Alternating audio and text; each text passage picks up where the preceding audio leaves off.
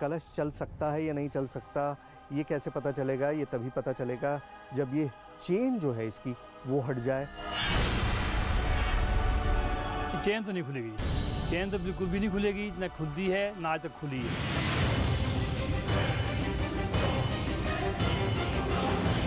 जैसे मैं कोशिश करूं कि मैं इसे खोल दूं आपकी इजाज़त के बगैर, तो क्या मेरी जान को भी खतरा हो सकता है? सर,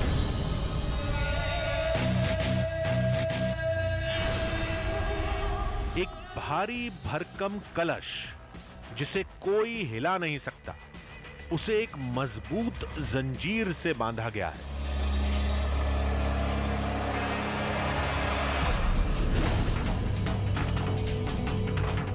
और इस जंजीर को खोलने के लिए कोई तैयार नहीं है। जानते हैं क्यों? दावा है कि बेड़ियों से आजाद होते ही ये कलश अपने पैरों से चलकर कहीं गायब हो जाएगा। ये कलश जो है यहाँ पर बाहर बांधा हुआ है, ये दो थे जी, एक राइट साइड एक लेफ्ट साइड। तो नदी में आए हैं ऐसा कहते हैं जी, और नदी में फिर कोई शक्ति आई जी, दोनों लुढ़कते हुए निकल गए। एक बह गया आगे नदी में, तो ये दूसरा घड़ा भी उसके पीछे जाने की कोशिश कर रहा था। तो किसी माता की शक्ति से किसी पुजारी ने उस घड़े को वापस लाया और फिर भी भागने की कोशिश कर रहा था, फिर इसको बांध दिया। देवी के धाम से जुड़ा चमत्कार का एक ऐसा दावा जिसने आज भी लोगों को इस कलश और बेड़ियों से बांध रखा है। और कहानी यहीं खत्म नहीं होती। कहते हैं इलाके में जब भी कोई आपदा आने वाली होती है, इस घड़े से अजीब आवाजें आती हैं। ये तेजी से हिलता है। दावा है कि ये जंजीर तोड़कर भागने की कोशिश करता है। बिना जाने मान लेना अंधविश्वास है, लेकिन कुछ पता किए बगैर चमत्कार के दावे को खारिज कर देना उससे भी बड़ा अंधविश्वास होता है। लिहाजा आधी हकीकत आधा फसाना की टीम ये जानने की जरूर कोशिश करेगी कि बेड़ियों से बंधे इस कलश की हकीकत क्या है।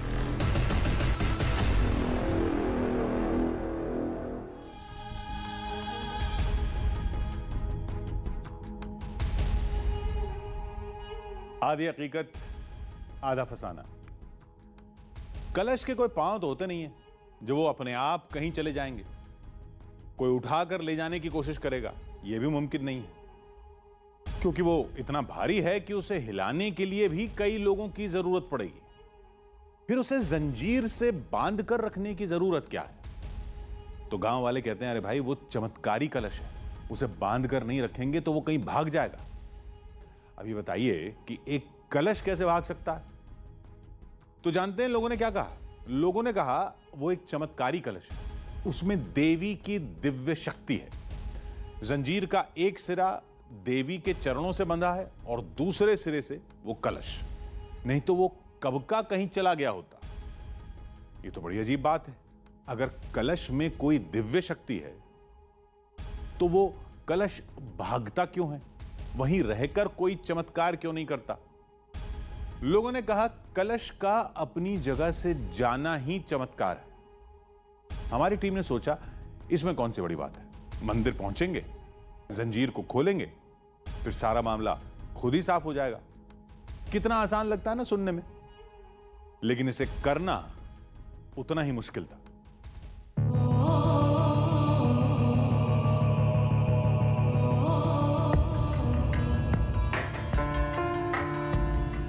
देवी का ये धाम 10वीं शताब्दी का है, लेकिन ये जगह ये तो सदियों से है, और चमत्कार तो उस समय से हो रहा है जब ये मंदिर बना ही था। हमने आपको आज तक चमत्कार की बहुत सारी कहानियां सुनाई हैं, बहुत सारे चमत्कार दिखाने की कोशिश की है, लेकिन आज जो चमत्कार हम आपको दिखाने वाले उसे सुनकर हम खुद ही हैरत में पड़ गए थे, क्योंकि ये चमत्कार है एक चलने वाले कलश का। जी हाँ, ठीक सुना आपने, एक ऐसा घड़ा, एक ऐसा कलश जो अपने आप चलने लगता है। अब आप कहेंगे भाई गोल कलश की टांगे नहीं होती, चलेगा कहाँ से? भाई साहब यही हम भी समझने की कोशिश कर रहे हैं। ये कहानी हमने सुनी तब से ही हम हैरान है कि आखिर एक कलश चल कैसे सकता है। इस जगह से कई पौराणिक कहानियों के तार जुड़ते हैं। पहली कहानी का नाता देवी से है।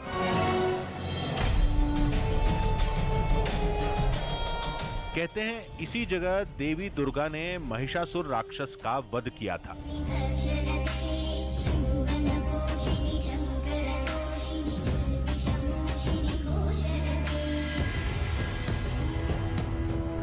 दूसरी कहानी है महाभारत की। कहते हैं पांडवों ने अज्ञातवास का 1 साल यहीं काटा था। जो पांडव जब वनवास झेले थे, फिर गुप्त काल में जब उनको 13 वर्ष का जब उनको वो मिला था, तो वो कुछ समय उन्होंने यहाँ पर बिताया। हाटकोटी के अंदर विराट नगरी है। हाटकोटी जब आप मंदिर देखोगे, जब आप वहाँ जाओगे, विजिट करोगे, हाटकोटी मंदिर के बिल्कुल सामने सोनपुरी पर्वत है। वहाँ बताते कि वहाँ विराट नगरी करके एक जो है राज्य कहिए वो नगरी थी। तो वहाँ पर जो है उन्होंने अपना एक जो है वर्ष पूरा बिताया है, कुछ समय वहाँ पर बिताया है। दावे तो बहुत होते हैं, सच्चाई पड़ताल के बाद सामने आती है, और पड़ताल के लिए हमारी टीम मंदिर में थी।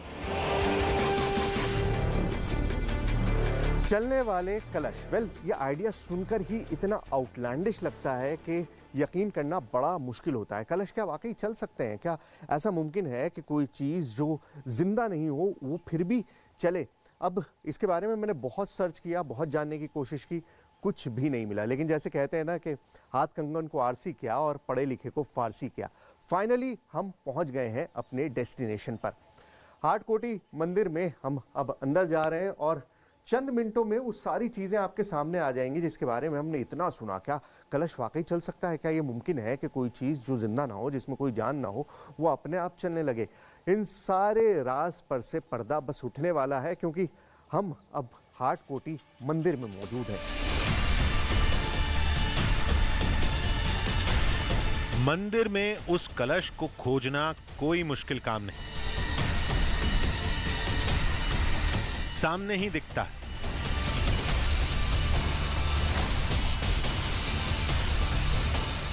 एकदम भारी भरकम, बड़ा, एक इंसान से उठना तो दूर, हिल भी नहीं पाएगा, फिर भी ये जंजीर से बंधा रहता है। वो कलश जो है, वो जादुई कलश जो अपने आप चलने लगता है, वो अब आपके सामने है।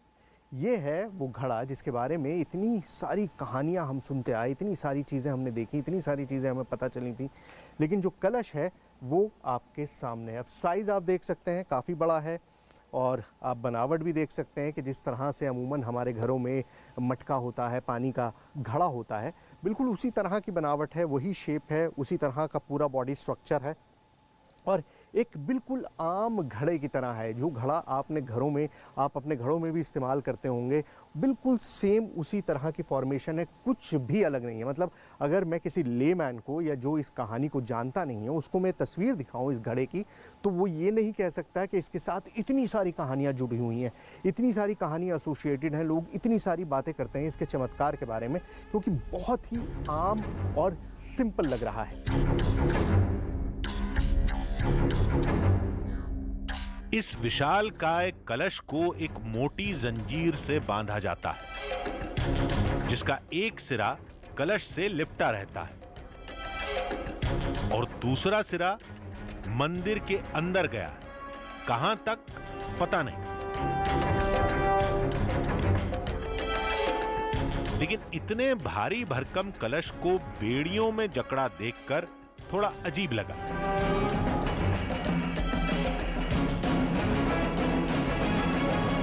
ये मटका, ये घड़ा, ये कलश जो है, ये बंधा हुआ है चेन से। ये चेन आप देख रहे हैं, ये बहुत हैवी चेन है। मेटल क्या है मुझे अंदाज़ा नहीं है, क्योंकि अगर ये आयरन होता तो जाहिर है रस्ट कर रहा होता, लेकिन इसमें रस्टिंग नहीं है, इसमें कोई जंग के निशान नहीं है, तो जाहिर है मेटालिक चेन है और उसको बहुत कस के बांधा हुआ है। पूरे तरफ से ये यहाँ पर पूरा बना हुआ है, जो इसके जो मुंह है, इसका जो इस तरह का फॉर्मेशन है, उसके चारों तरफ इस चेन को कसा गया है और चेन जो है यहाँ से होते हुए इस दीवार के अंदर चली जाती है। कहते हैं अगर कलश को इन बेड़ियों से आजाद कर दिया जाए तो ये कहीं चला जाएगा, पास बह रही नदी में या कहीं और। अजीब लगा ना? लेकिन दावे के साथ यहां कई कहानियां सुनाई जाती हैं। ये अपने आप ही चल पड़े उधर। अच्छा, रो लोग। अच्छा, तो एक तो चल निकल पड़े कैसे? मतलब पाँव तो है नहीं तो नहीं, रो लोग के। अच्छा, रोल होके चल। हाँ, ऐसे घूमते। तो एक तो कहते उसमें चले गया, साथ ही थी ना दरिया तब, अब तो दूर है ना परे। तो एक इसको पकड़ के यहाँ रख लिया, तब से बांध के रखा हुआ है। अच्छा, तो ये ऐसे बांधा हुआ है कि माता के उसमें ना, कि ताकि वो उसमें ना जाए दोबारा। हाँ। संगल बस वो बांध रखी अंदर इसमें। इस कलश के बारे में जो कहा जा रहा है वो अकल्पनीय है। चलिए थोड़ी कल्पना करके देखते हैं। दावे के मुताबिक अगर कलश से लिपटी जंजीर को हटा दिया जाए तो ये कलश चलते हुए या लुढ़कते हुए अपने आप पास बह रही पब्बर नदी में चला जाएगा। रुकिए, चौंकाने वाले दावे यहीं खत्म नहीं होते। कहते हैं जब भी आसपास के इलाके में कोई आपदा आने वाली होती है, देवी के दरबार के बाहर बंधा ये कलश उसका संकेत देने लगता है। कुछ ऐसा ही हुआ था जब पास के एक गांव में आग लगी थी। आप बता रहे हैं कि गांव में आग लगी तो क्या हुआ? जब वो पहले मंडोल जगह है हाँ। यहाँ साथ में ही हमारे दादा पिताजी लगाते हैं, जो हिस्ट्री है, पुराना रिकॉर्ड तो यहाँ कोई नहीं है, ना कोई चिट्ठी है, ना पत्र है। जब आग लगी? अच्छा, जब आग लगी तो कहती है पलटा मार के आ गया। मतलब ये उठ के पलट मार के यहाँ पर आ गया। तो ये तो कई कदम हो गए, 3-4-5 कदम हो गए ये। बिल्कुल सीटी मारी। हाँ, जब सीटी मारी तो जब वो उठे अंदर देखा वो पलट मार के यहाँ। अच्छा, तो ये जब कभी बहुत बड़ा गरजता है या कोई तूफान कुछ आता है तो छेड़ तो करता है ये। अच्छा, महसूस नहीं होता ये। अच्छा, कुछ है। अगर इस कलश में दिव्य शक्ति है तो उसके सामने एक मामूली जंजीर की क्या बिसात? कलश तो इसे तोड़कर कहीं भी जा सकता है। तो लोगों ने कहा कैसे जाएगा? आदि शक्ति से बड़ी कलश की दिव्य शक्ति नहीं है। जंजीर का एक सिरा अंदर देवी की प्रतिमा से बंधा है जो इसे रोक कर रखती है। हमारी टीम उसे देखना चाहती थी लेकिन हमें अंदर जाना मना था। मंदिर के अंदर हम नहीं जा सकते, कोई भी इनफैक्ट बाहर का आदमी नहीं जाता है। ये पंडित जी का परिवार है जो सदियों से इस पुजारी रहा है यहाँ पर, और सिर्फ इन्हीं के परिवार को ये आज्ञा है। तो पंडित जी हम तो जा नहीं पाएंगे अंदर, लेकिन हम चाहते हैं कि जो मूर्ति है, जो इतनी खूबसूरत, इतनी शानदार मूर्ति है, उसको करीब से देख सकें। तो एक कैमरा आप ले जाइए और जो सारी चीज़ें हैं उनको शूट करके लाइए। तो जो भी चीज़ें हैं, जो भी ऐसे डिफाइनिंग फीचर्स हैं, जो भी चीज़ें हैं जो ख़ास हैं, वो हम रिकॉर्ड कर पाएंगे। अब ये कैमरा अंदर जा रहा है और सारी चीज़ें धीमे धीमे करके इसमें रिकॉर्ड होनी शुरू हो गई हैं। तो किस तरह से है मूर्ति, करीब से उसके विजुअल्स हम आपको दिखाएंगे पूरा जब ये रिकॉर्डिंग हो जाएगी।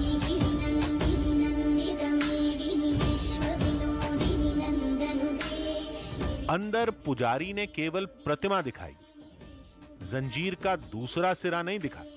इससे ज्यादा कोशिश करना बेकार था। कलश और देवी की प्रतिमा के अलावा धाम से जुड़ी चमत्कार की कहानी का एक और अहम किरदार है, और वो है मंदिर के सामने से बहने वाली पब्बर नदी। ये मंदिर है और इससे करीबन 150-200 मीटर की दूरी पर, मुझे पता नहीं एग्जैक्ट, वो नदी बहती है। पहले ये एडजेसेंट थे, मतलब बिल्कुल साथ साथ थे, लेकिन अभी डिस्टेंस बढ़ गया क्योंकि नदियाँ अपना कोर्स चेंज करती हैं, अपना जो रूट है वो बदल लेती हैं। तो इसने भी थोड़ा कोर्स चेंज कर लिया है, मंदिर से थोड़ा दूर हो गई है पब्बर नदी। लेकिन अभी भी जब बारिश होती है, जब मौसम ख़राब होता है, जब नदी उफान पर आती है, तो हरकत उस कलश में दिखाई देती है, ऐसा लोगों की मान्यता है।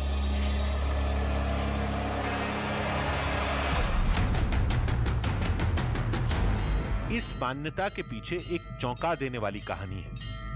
बताया जाता है कि पहले इस मंदिर में एक नहीं 2 चमत्कारी कलश थे। दोनों नदी में बहते हुए मिले थे। एक बार नदी में बाढ़ आई तो दोनों कलश में हलचल हुई और दोनों लुढ़कते हुए नदी में वापस चले गए। किसी पुराने ज़माने में जब पब्बर नदी में कभी बाढ़ आती है, वैसे पब्बर बहुत भयंकर नदी है, कभी वो अपने उफान पे होती है, तो वैसे ही एक बारी बहुत तेज़ जो है बहाव पब्बर नदी का था, बहुत तेज़ बड़ी बाढ़ आई थी। तो उसमें वो जो है 2 कलश जो घड़े हम बोलते हैं और अपनी पहाड़ी भाषा में चरू भी बोलते हैं उनको, तो वो बह कर के वहाँ आए थे। तो उन्हें जो है मंदिरों में रखा गया, कुछ टाइम तो वह रखे गए, ऐसे खुले रखे गए बाहर, क्योंकि घड़े थे उसमें, क्या कलश थे, बड़े हैं, बहुत बड़े हैं, आप देखेंगे उनको। तो जब भी हर साल बाढ़ आती थी या फिर जब पब्बर नदी अपने उफान पे होती थी तो वो घड़े हिलते थे। अभी भी ऐसा कई बार होता है, ऐसा कहते हैं। तो जो 2 घड़े थे वो, उन दोनों घड़ों को रखा गया था मंदिर में। तो एक घड़ा जो है, ऐसा बताते हैं कि वो भाग गया अपने आप जो है नदी की तरफ। जैसे ही वो बाढ़ आती थी नदी की तरफ उनका खिंचाव होता था। एक घड़ा तो कहते चला गया नदी में ही। तो ये दूसरा घड़ा भी उसके पीछे जाने की कोशिश कर रहा था। तो किसी माता की शक्ति से किसी पुजारी ने उस घड़े को वापस लाया और फिर भी भागने की कोशिश कर रहा था, फिर इसको बांध लिया, ऐसा बताते हैं। फिर इसको भागने की कोशिश कैसे कर रहा था? इसके पाँव तो हैं। वो जो 2 घड़े थे, ऐसा बताते हैं कि शायद उनमें आपस में कुछ या कोई रिश्ता होगा या कुछ होगा, तो उस वजह से यहाँ पे वो भागने की कोशिश कर रहा था। अच्छा, आप खुद सोचिए, जो आप बात कह रहे हैं कि घड़ा चल रहा था, घड़ों में रिश्ता है, मतलब ये तो शक्ति होती थी, ऐसा होता है ना, जिंदा लोगों में होता है। वो तो नहीं, वो किसी की प्रतीक होंगे, ऐसा हो सकता है, या उसमें कोई ऐसी देवी शक्ति होगी। इस कहानी ने हमें पब्बर नदी में जाने के लिए मजबूर कर दिया। हम देखना चाहते थे कि अगर कलश नदी में बहकर आया था तो वो कैसे हुआ होगा।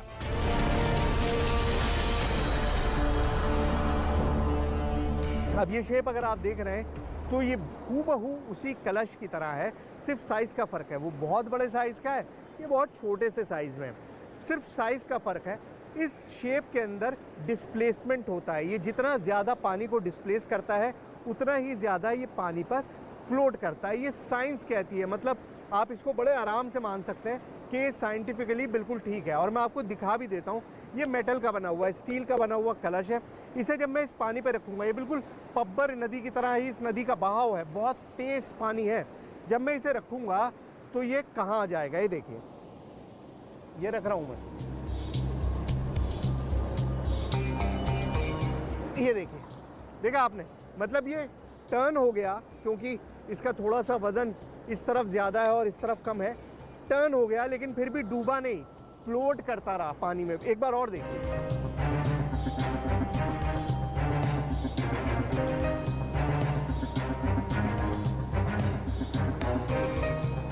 मतलब पूरा घूमने के बाद, पूरा इसमें पानी भरने के बावजूद ये फ्लोट कर रहा है।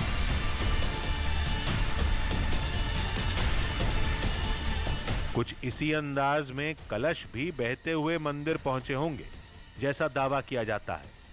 लेकिन चमत्कार वो कहानी नहीं, ये कलश है। क्या रात में बेड़ियों से आजाद करते ही सुबह तक ये कलश कहीं चला जाएगा? अब इसकी पड़ताल कौन सी बड़ी बात है। जंजीर हटा दो, सुबह तक इंतजार करो, हकीकत अपने आप सामने आ जाएगी। क्यों, आप यही सोच रहे हैं ना? हमारी टीम भी यही सोच रही थी, लेकिन ऐसा नहीं है। कलश के चमत्कार की सच्चाई अभी हमसे कोसों दूर थी। घने जंगल में, नदी के उस पार, पर्वत की सबसे ऊंची चोटी पर, एक बेहद तंग गुफा में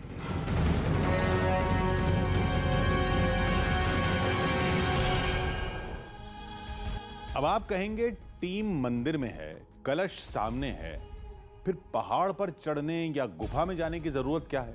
जरूरत है, क्योंकि कलश की पड़ताल के लिए उसे बेड़ियों से आजाद करना होगा। इसके लिए मंदिर के मुख्य अधिकारी से बात करनी होगी, जो एक दिन बाद मंदिर पहुंचेंगे। तब तक हमारी टीम ने सोचा क्यों ना मंदिर से जुड़े और दावों की पड़ताल कर ली जाए। कहते हैं मंदिर महाभारत के समय का है। पांडवों ने अज्ञातवास का 1 साल इसी जगह पर काटा था। दावा है कि मंदिर के सामने जो पहाड़ है उसकी दूसरी तरफ विराट नगर था, द्वापर युग का वही राज्य जिसने पांडवों को शरण दी थी। कहते हैं उस पहाड़ से देवी के धाम तक एक गुफा थी और पांडव उसी गुफा से देवी के दर्शन करने मंदिर आते थे। दावा है कि वो गुफा आज भी है। चलिए चलकर देखते हैं वहां क्या मिलता है, गुफा या महज एक कहानी।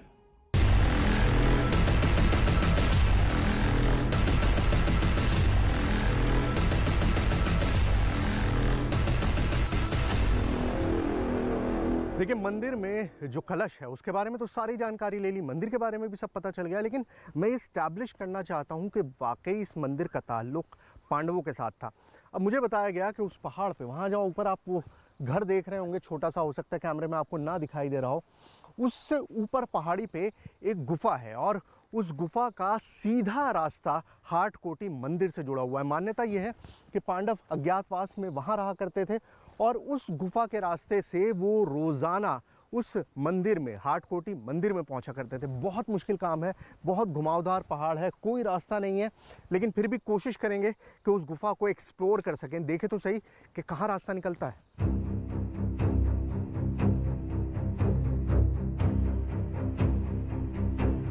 जिस गुफा की बात हो रही है वो 5000 साल से भी पुरानी है।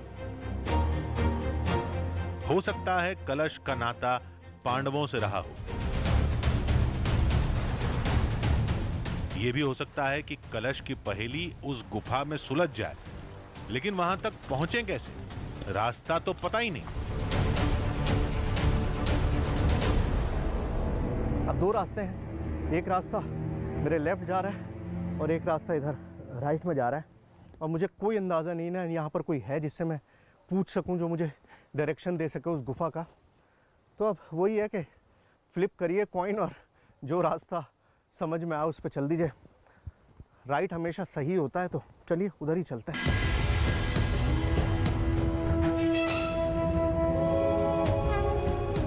ये सच है कि पांडव महादेव के बहुत बड़े भक्त थे, लेकिन वो आदि शक्ति की भी उपासना करते थे।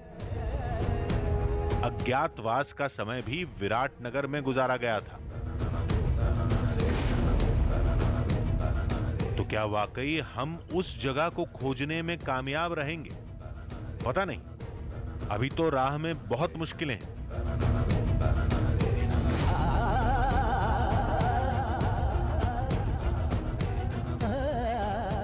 पांडवों ने जिस जगह पर अज्ञात काल बिताया होगा, जाहिर है वो बहुत घने जंगलों में होगा, बहुत ऐसी जगह पर होगा जहां पहुंचना करीबन इम्पॉसिबल होगा। तो मैं बस डाउट मेरे दिमाग में क्रिएट हो रहे हैं कि जगह ऐसे कोई मार्क्ड नहीं है, हमको पता नहीं है कि हमको कहाँ जाना है।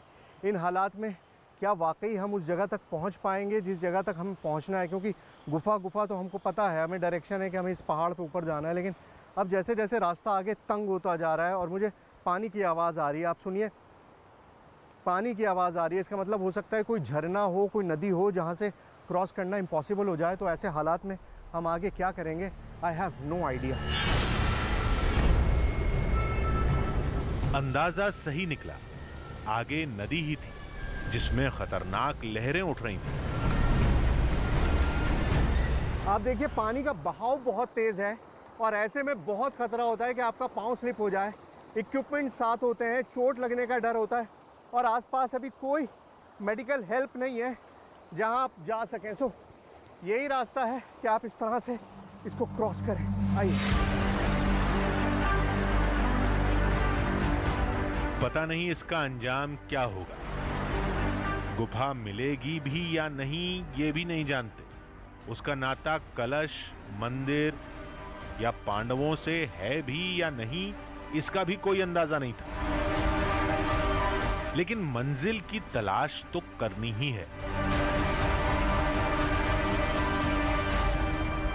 देखिए, 2 घंटे हो गए हैं, बहुत ही मुश्किल सफ़र है। मैं कितनी बार फिसला हूँ, कितनी बार गिरा हूँ, मैं आपको बता नहीं सकता। पूरी तरह से मिट्टी में कपड़े हो चुके हैं और अभी तक किसी गुफा का कोई नामो निशान नहीं नज़र आ रहा है। और जैसे जैसे अंधेरा हो रहा है ना, मेरी फिक्र बढ़ती जा रही है। मेरे पास कोई ऑप्शन नहीं है कि मैं पीछे लौटूँ या मैं आगे उस गुफा के लिए चलता रहूँ।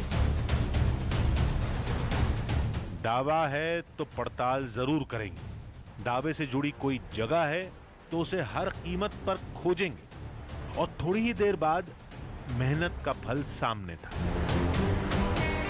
हमारी टीम गुफा में थी।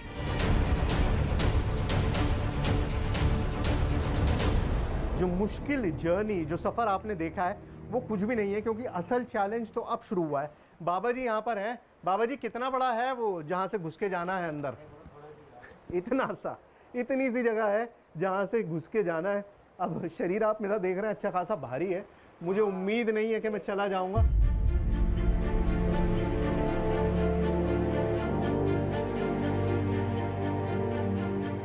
अगर ये रास्ता वाकई नीचे मंदिर तक पहुंचा तो चमत्कारी कलश का दावा भी सच के काफी करीब होगा। और दावा यही है कि पांडव भी इसी रास्ते देवी के धाम जाते थे। देखिए, मेरी पीठ, मेरे शरीर और इस पत्थर में इतना सा फर्क है, सिर्फ इतना सा। मतलब यहाँ खतरा रहता है कि आपने जरा भी ध्यान नहीं दिया, इधर उधर आपने गलती कर दी तो सिर टकरा सकता है। और सिर टकराना इस वक्त घातक होगा, मतलब आपके लिए बहुत मुश्किल हो जाएगी। अब आगे तो बढ़ना है। Let's see.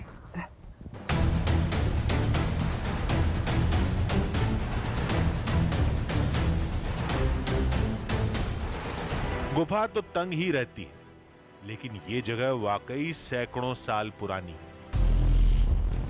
पानी की धार से पत्थरों पर बनी आकृतियां इस बात की गवाह हैं। लेकिन हमारा मकसद तो कुछ और था।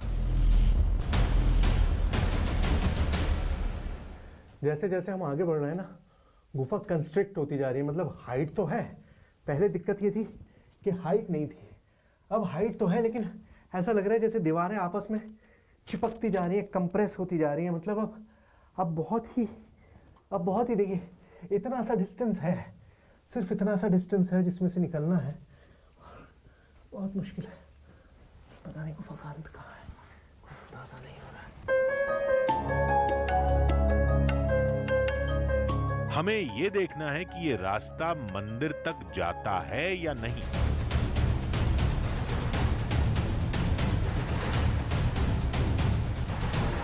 कहते हैं युगों पहले पांडव जाते थे, लेकिन अब तो ये नामुमकिन लग रहा है। आगे तो गुफा बंद थी। हो सकता है कि किसी ज़माने में या किसी वक्त में यहाँ से आगे भी रास्ता रहा हो, लेकिन अभी तो पहाड़ों में ये जो लगातार ड्रिपिंग होती रहती है, पानी गिरता रहता है, उसकी वजह से रास्ता आगे बंद हो चुका है। कैल्शियम अपनी फॉर्मेशंस बना लेता है और वो आगे गुफा में भी रास्ता नहीं है। रास्ता गुफा का बंद है, हमारी पड़ताल का नहीं। मंदिर के मुख्य अधिकारी आ गए होंगे, उनसे पूछेंगे। कलश से बेड़ियां हटेंगी और सुबह होते ही चमत्कार की हकीकत सबके सामने होगी।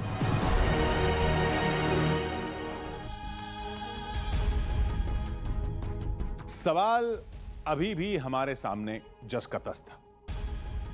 क्या बेड़ियों से आजाद होते ही कलश कहीं चला जाएगा? अगर नहीं तो दूसरे कलश के जानने की कहानी क्यों सुनाई जाती है? अगर वो कहानी झूठी है तो सच क्या है? उसी सच का पता लगाने के लिए हमारी टीम मंदिर के मुख्य अधिकारी का इंतजार कर रही थी, जिनके कहने पर कलश की जंजीर को हटाया जाएगा। फिर देखते हैं क्या होता है। अगर कलश में कोई हलचल हुई तो उसकी तस्वीरें आपके सामने होंगी, अगर नहीं हुई तो वो सच्चाई भी हम दुनिया को बताएंगे। फिलहाल तो जंजीर के खुलने का इंतजार था। देखते हैं क्या होता है।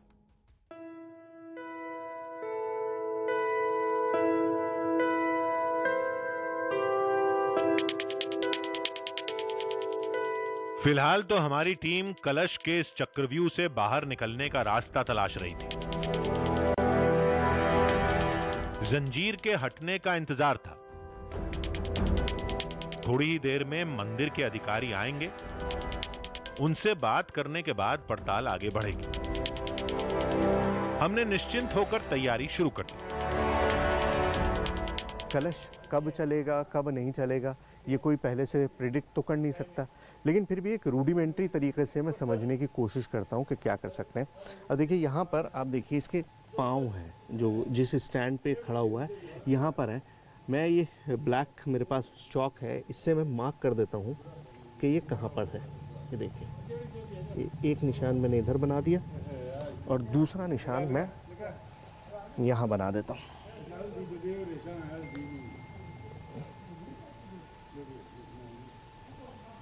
ठीक है, मतलब दोनों जगह पर ये ब्लैक निशान बना दिया है ताकि हमको अगर कोई मूवमेंट हो, ये अपनी जगह से हिले, आगे पीछे जाए, तो एटलीस्ट पता चल जाए कि किस तरह का मूवमेंट यहाँ पर हुआ है। अब हमारी टीम तैयार थी, केवल जंजीर हटाने के आदेश का इंतजार था।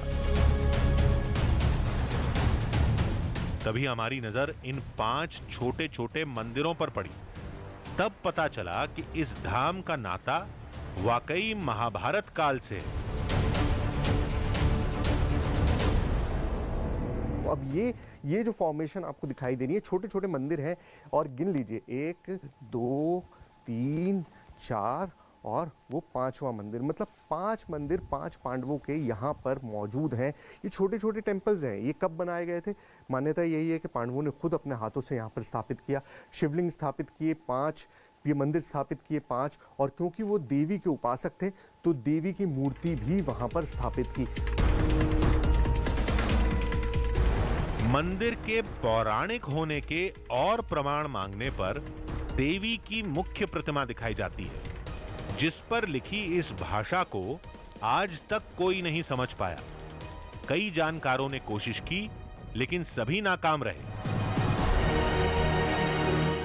इसमें प्लेट पे हमें लिखा हुआ मिलता है, वो भी आज तक किसी को पता नहीं लगा कि इसमें कौन सी भाषा में, कौन सी लैंग्वेज में लिखा है, तो इससे आज तक पता नहीं लगता है। अच्छा, मतलब वो लिपि का पता नहीं चला कि किस तरह से लिखा गया है? हाँ, भाषा और संस्कृति विभाग वाले आए तो उन्होंने टैली किया होगा, फिर अभी तक पता नहीं है कि क्या लिखा है उसमें। अच्छा, हाँ, ये नहीं पता चल पाया कि उसमें क्या लिखा हुआ है। मामला अब आगे बढ़ चुका था। सवाल वही, जंजीर हटने के बाद क्या होगा? कलश हिलेगा या कहीं चला जाएगा? मुख्य पुजारी आ चुके थे, अब जंजीर हटाने की बारी थी। अब जो सबसे इम्पॉर्टेंट चीज़ है कि प्रमाण प्रमाण प्रमाण, ये कलश चल सकता है या नहीं चल सकता, ये कैसे पता चलेगा? ये तभी पता चलेगा जब ये चेन जो है इसकी वो हट जाए और इसको आज़ादी मिले। भंडारी जी हैं, मंदिर की पूरी देखभाल आप ही के हाथ में भंडारी जी। मैं मतलब अब कहानियाँ सुन ली, सबने बता भी दिया, सारी जो किंवदंतियाँ हैं वो भी हमने जान ली, लेकिन प्रूफ तो तभी हो सकता है जब इस चेन को खोला जा सके। ये चेन तो नहीं खुलेगी जी, चेन तो बिल्कुल भी नहीं खुलेगी, ना खुलती है ना आज तक खुली है। हाँ, बिल्कुल सही बात है भाई, नहीं खुली है और खुलनी भी नहीं चाहिए, क्योंकि रिलीजियस सेंटिमेंट्स जुड़े हुए हैं इससे, लोगों के बिलीफ जुड़े हुए हैं। लेकिन अगर खोलेंगे नहीं तो फिर चीज़ें थोड़ी सी वो नहीं होती ना। अब जब खोलेंगे तभी तो ये चलेगा, तभी तो कैमरे पे साबित होगा। चेन तो कभी खुलेगी ना, आज तक खुली है ना इसको हम खोल सकते हैं। ये क्या, जंजीर खोलने से तो साफ मना कर दिया गया। हमारी टीम ने तो इसकी कल्पना भी नहीं की थी, लेकिन हमने हार नहीं मानी, कोशिश जारी रखी।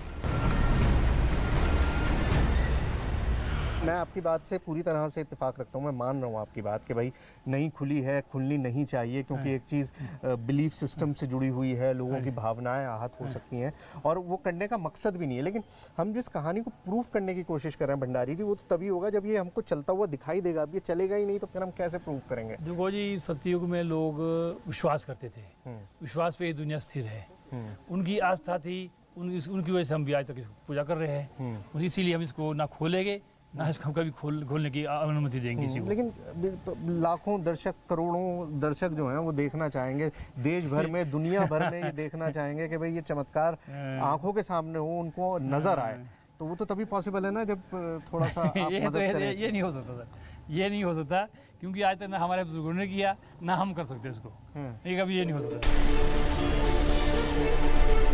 अगर चेन नहीं खोली गई तब क्या करेंगे? पता कैसे चलेगा? पड़ताल का नतीजा कैसे सामने आएगा? लेकिन मंदिर प्रशासन तैयार ही नहीं हुआ।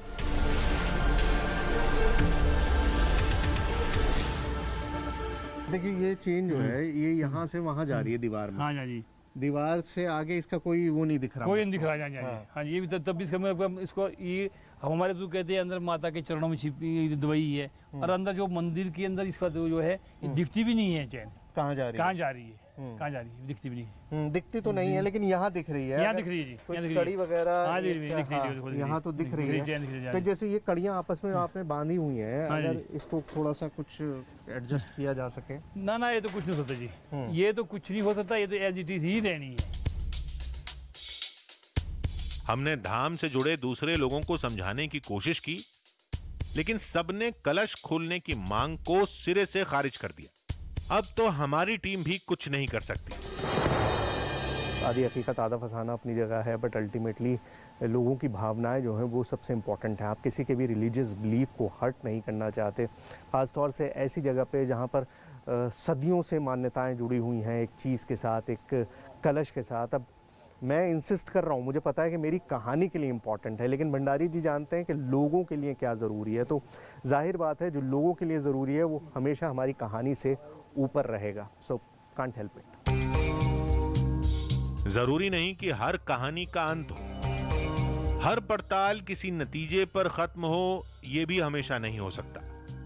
इस कलश के चमत्कार की हकीकत तभी सामने आएगी जब इस जंजीर को खोला जाएगा, लेकिन धाम से जुड़ी आस्था ऐसा करने से रोकती है। ऐसे में लोगों का धाम पर विश्वास और बढ़ जाता है, और ये विश्वास किसी चमत्कार से कम नहीं।